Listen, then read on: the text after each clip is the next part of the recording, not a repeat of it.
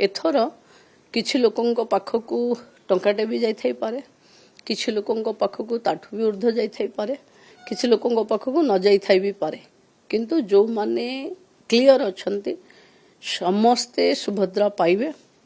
आश्वस्त रुहंतु, निरापद रे रुहंतु, कोठी भिड़ जमीवा दरकार नहीं, सीधा सड़क अकाउंट को 9 तारीख 12टा पूर्व पैसा जीव। प्रतिदिन आज जहाँ आम रिव्यू करूँ ये आम गोटे अति सौभाग्यर कथा। एत कम दिन भितर आम सेप्टेम्बर 17 रे लॉन्च कलु, पाखापाखी अक्टोबर 17 हैनी आम कोटे पार हो गलु। जो अपेक्षा थिला आमर जे घरे घरे सुभद्रा को पहुंचेबू, कोटे रु ऊर्ध्व महिला को दबू।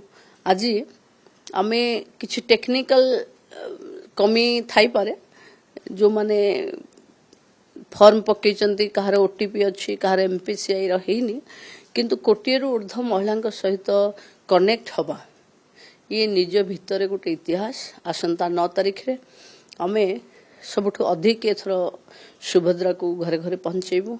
मु भाबुची एथर आज जहाँ आम समीक्षा करूथिलु प्रतिदिन 30,000 महिला सुभद्रा एप्लिकेशन फॉर्म जरिया रे जोड़ी होचंती एवं आगो को जदी हुए तो कम हो पारे, कारण आम कोटे पाखापाखी जिते नहीं आसलाणु, किंतु सुभद्रा को जो भले ढंगरे साधारण घरर महिला माने ग्रहण करिसंती ये योजना को तांकर समृद्धिर एक कारण हब बोली जेभली भावे आवेग देखिचंती।